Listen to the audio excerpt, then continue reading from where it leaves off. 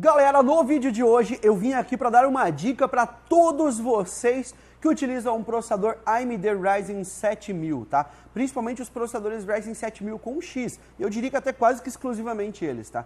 Esse tempo atrás eu postei no meu Twitter pessoal um post onde eu mostrava que eu consegui diminuir até 30 ou 40 graus, dependendo do cenário, no meu processador Ryzen 7 7700X. Muitas pessoas me perguntaram como que eu fiz isso, pedindo para mim ensinar, e eu falei que teria um vídeo onde eu mostraria como eu fiz isso, resultados práticos e também comparativos entre diferentes modos, tá? E eu peguei esse meu processador Ryzen 7 7700X e fiz num total de 5 modos diferentes comparando, tá? Eu fiz tanto 7 Thermal 65, 7 Thermal 75, 7 Thermal 85, automático e desabilitado. Eu comparei todos esses modos para vocês em testes práticos, tanto em jogos como também em testes de estresse. Tirei todos os resultados, consumo, temperatura, clock e a performance, que é claro, que é o mais interessante para a gente, tá? O que eu posso adiantar com toda certeza aqui para vocês é, se você tem o Ryzen 7000, assista esse vídeo até o final e faça o que eu mostrei nesse vídeo. Vai valer muito a pena e eu te garanto, tá? Você não vai se arrepender. Os ganhos são extraordinários e você não tem praticamente nenhum impacto na performance. Então, se você ficou curioso, vem comigo para assistir todos os detalhes desse vídeo. Bora pro vídeo. Originalmente, o que nós temos aqui com um Ryzen 7 7700X, galera, é isso aqui. Essa pontuação aqui já é com a modificação que eu fiz. A temperatura máxima que ele entregou foi 65 graus, então ele entregou 7.439 pontos, tá bom? A gente fez um teste anterior ali para vocês, daqui a pouquinho vocês vão ver na tela. Mas antes eu vou mostrar ele na originalidade agora, tá? Ele no modo padrão, sem nenhuma configuração que a gente fez ativado. Olha o clock dele variando aqui, tá vendo? De maneira original. O clock máximo dele por núcleo, 5.5 GHz, tá? Em vários núcleos. E a temperatura dele variando também, tá? Então aqui tá totalmente solto, o consumo também vai ficar totalmente solto. A gente vai notar o comportamento dele agora. Eu vou ativar aqui o teste de estresse. E é aqui que vai estar a maior diferença, tá bom? Olha só, tá rodando o stress test. Clock do processador, ó, rodando com 5.200, 5.250. A gente vai conseguir ficar com praticamente isso aqui durante o render depois, quando a gente fizer a modificação, tá? Agora, olha a diferença de temperatura, 91 graus. Ele é feito para trabalhar nessa temperatura, né? Mas é um pouco assustador. O consumo dele, ó, na casa dos 145, 150 watts, e ele fica, tá? Ele vai pegar 95 graus aqui, que é o teto de temperatura dele. Quando ele chegar lá, ele vai baixar um pouquinho o clock aqui, mas no geral ele fica a 5.250. Ó, ele começou a baixar um pouquinho agora, provavelmente porque ele chegou perto dos 95, né? Só que bem na hora a gente já terminou o teste. Vamos olhar quantos pontos a gente fez aqui, ó. 7.588, pegando 95 graus. Ele fez 7.439, pegando 65 graus. Note que a diferença é extremamente pequena, né, na performance. Porém, na temperatura, nós estamos falando de 65 graus contra 95 graus. Agora eu vou mostrar para vocês como que eu fiz essa configuração para deixar ele a 65 graus ou 75 graus e ainda manter a performance, ainda ter bons resultados de performance, consumindo menos e com menor temperatura, tá bom? Vamos fazer esse procedimento agora. Esse procedimento que eu quero ensinar para vocês, ele é bem simples, tá? A gente vai reiniciar o computador. Lembrando que tem diferentes formas de você fazer esse procedimento. Então, para a gente entrar na BIOS é padrão, né? Você vai apertar a tecla Delete. Quando você entrar na BIOS, vai aparecer a tela da BIOS da sua placa-mãe. No meu caso, aqui é um modelo da MSI. É um Pro X670p Wi-Fi, que é uma das placas-mães mais baratas, com o chipset X670, que eu encontrei na data que eu fui comprar, ok? Lembrando que a opção que eu vou fazer aqui, ela serve para qualquer placa-mãe. Pode ser Asus, pode ser Gigabyte, pode ser MSI e ASRock. O layout, né, por fora, ele vai ser diferente, mas a configuração que a gente busca aqui vai ser a mesma. Então basta você procurar essa configuração na sua BIOS, tá? O meu aqui ele já está ativado nesse modo, né, de eficiência de certa forma, mas a gente vai mostrar aqui para vocês onde você pode alterar. Na minha BIOS, no caso, eu vou procurar pelos parâmetros de overclock. Então eu vou vir aqui em overclock. Na sua BIOS você procure por alguma coisa condizente, né, com overclock, aumento de performance, que você vai chegar no mesmo local que eu provavelmente, tá? Na BIOS da MSI eu cliquei aqui em overclock, eu vou ter essas opções aqui do menu e eu vou aqui em Advanced CPU Configuration, tá? O que eu quero é as opções de configurações de overclock de um processador AMD. É isso que eu estou procurando nessa configuração de BIOS. Então eu vou clicar aqui nessa opção E olhem só quem apareceu aqui, ó, AMD Overclock. É exatamente essa opção que eu estava procurando. Então você deve procurar por isso aqui na sua placa-mãe da Gigabyte, na sua placa-mãe da Asus, na sua placa-mãe da ASRock, e no meu caso aqui da MSI fica localizado nesse menu, tá bom? Chegando nessa configuração, você pode dar um Enter em cima dela, você vai ter diversas opções aqui, e uma delas é essa primeira, que é o Precision Boost Overdrive. A gente vai clicar em cima dele, e aqui você vai ter como setar parâmetros de Precision Boost, tá? Diretamente na BIOS. E aqui vai ter parâmetros de diferentes formas para você trabalhar, ó. Na minha BIOS, por exemplo, ele aparece todos esses modos aqui, tá bom?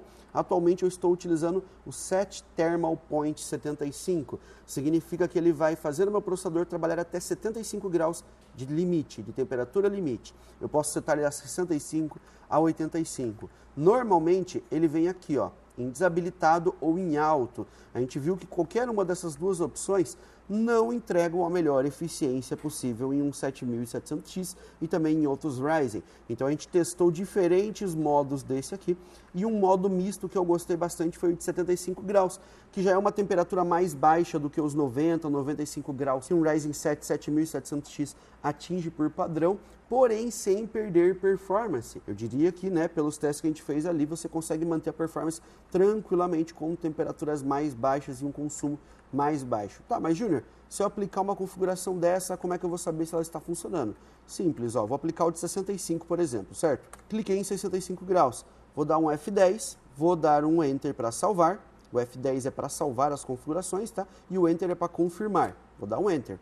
Ele vai reiniciar meu computador, ó. Você vai esperar o seu computador ligar, e olhem só, o computador está ligando, deu boot, vai começar a entrar no Windows aqui, e eu já volto para vocês com alguns testes para vocês verem que ele realmente segurou a temperatura a 65 graus, tá? E os resultados a gente vai comentar agora. Olhem só, agora com alguns softwares aqui abertos já, tá? Eu abri aqui o Cinebench para a gente fazer um teste rápido. A gente já tem pontuações ali de outros testes que eu estava fazendo, né?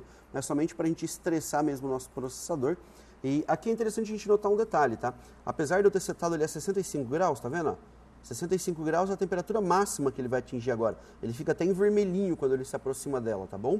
O clock dele continua chegando em single thread a 5.5.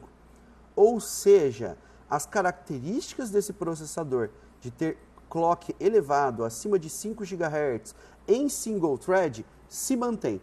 Por que eu digo isso? Porque jogos utilizam 1, 2, 3 núcleos ali geralmente para estressar realmente, para colocar toda a carga máxima.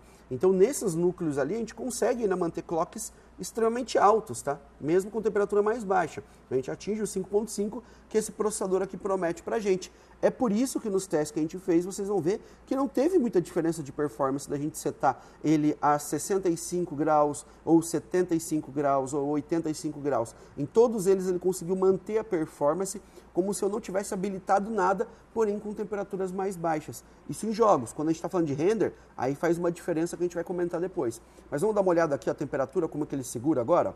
Vou rodar o teste de estresse aqui, ó. Cinebench está executando e olha lá, ó. Temperatura dele, ó, máxima 65 graus. Ele não vai mais chegar a 90 graus, 95 graus. O clock, ó, variando acima de 5 GHz nos núcleos, tá vendo? Então ele não foi capado, a performance dele não foi diminuída extremamente, ele continua entregando uma boa performance. A diferença de performance é bem pequena para quando você deixa ele totalmente solto. A diferença é que ele entrega uma eficiência muito maior. Aqui ele consegue entregar performance, porém com 65 graus e um consumo ali na casa dos 100 watts mais ou menos, né? Agora quando a gente deixa ele totalmente solto, ele vai entregar praticamente a mesma performance, dá uma diferença pequenininha, porém consumindo, né, na casa dos 140, 150 watts, entregando temperaturas na casa dos 90, 95 graus, né? Então é realmente bem mais alto. Isso aqui traz uma eficiência muito maior. Por isso que eu recomendo, se você tem um 7700X, faça isso agora na sua casa.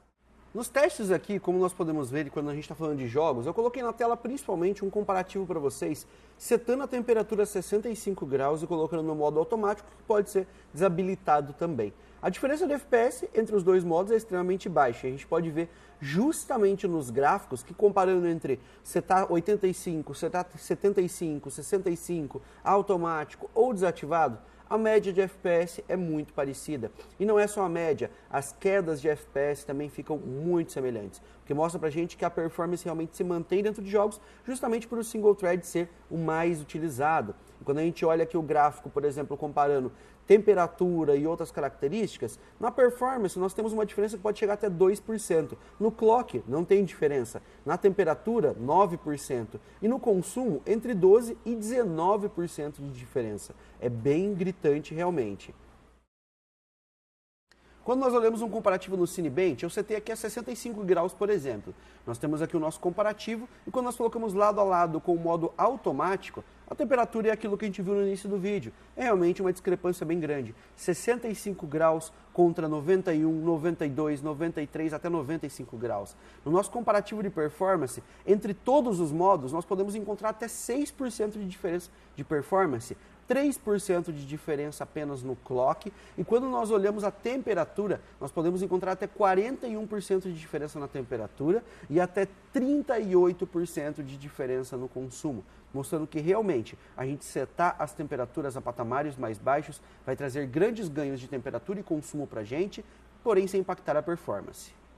Bom, pessoal, eu acho que é unânime aqui a escolha de todos vocês, né? Se eu posso manter ou melhorar a performance, porém tendo menores temperaturas e menor consumo, e quando eu digo menores é realmente uma diferença grande, tá? A gente está falando de 40, 35 graus, tá? Nesses testes aí, quando a gente trabalha em multithreading, que é onde realmente vai utilizar todo o potencial do processador, por que eu não fazer isso, né?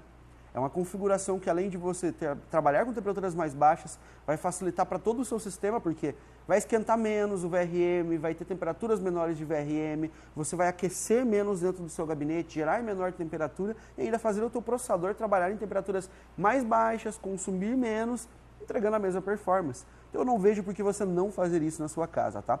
Se essa dica que eu dei nesse vídeo de hoje foi útil para você, se você acha que foi importante, que lhe agradou, compartilhe com um amigo seu, mande para um brother seu que tem um Ryzen 7000 aí e queira fazer esse teste. Como eu falei para vocês, é um procedimento extremamente simples. E se você está na dúvida, faça o teste. Se você não gostar, volta para o original. Não vai te custar nada você fazer esse teste aí. E na minha visão, são somente benefícios que você vai ter em executar esses modos aí no seu Ryzen 7000. Eles vão trabalhar muito semelhante às versões non-X que nós temos do Ryzen 7000 hoje no mercado. Então se você curtiu esse vídeo, deixe seu like, se inscreve no canal da Pichal se não é inscrito ainda e nos vemos no próximo vídeo, galera. Até a próxima!